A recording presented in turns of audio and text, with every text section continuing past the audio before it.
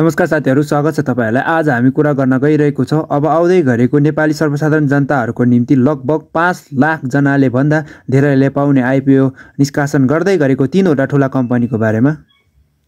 यो कम्पनीहरु कस्तो प्रकारको कम्पनी हो, कति किता खुल्छ, कति जनालाई पर्छ आदि लगायतका कुराहरु यस भिडियोमा हामी कुरा गर्ने छौं। यस मध्येको पहिलो कम्पनी हो मेवा डेभलपर लिमिटेड कम्पनी। यस कम्पनीले नेपाली सर्वसाधारण जनताहरुको निम्ति 1 करोड 12 लाख किता बराबरको शेयर निष्कासन गर्दैछ भने यस कम्पनीले रु 100 रुपैयाँ अंकित मूल्यमा सर्वसाधारण जनताहरुको निम्ति शेयर निष्कासन गर्ने भएको छ।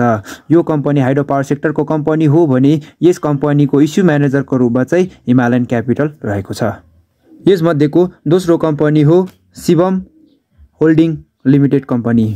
यस कम्पनीले नेपाली सर्वसाधारण जनताहरुको निम्ति 1 करोड 16 लाख किता बराबरको शेयर निष्कासन गर्दैछ भने यस कम्पनीले रु 100 रुपैयाँ अंकित मूल्यमा आईपीओ निष्कासन गर्दैछ। यो हाइड्रो पावर सेक्टरको कम्पनी हो भने यसको इस्यु म्यानेजरको रूपमा चाहिँ सिद्धार्थ क्यापिटल रहेको छ। यस मध्येको अन्तिम कम्पनी हो हिम पर्वत हाइड्रो पावर लिमिटेड। यस कम्पनीले नेपाली सर्वसाधारण जनताहरुको निम्ति 59,15,000 किता बराबरको शेयर निष्कासन गर्दैछ भने यस कम्पनीले रु 100 रुपैयाँ अंकित मूल्यमा आईपीओ निष्कासन गर्नेछ। यो कम्पनी हाइड्रो पावर सेक्टरको कम्पनी हो भने यसको इस्यु म्यानेजरको रूपमा चाहिँ सिटिजन क्यापिटल रहेको छ।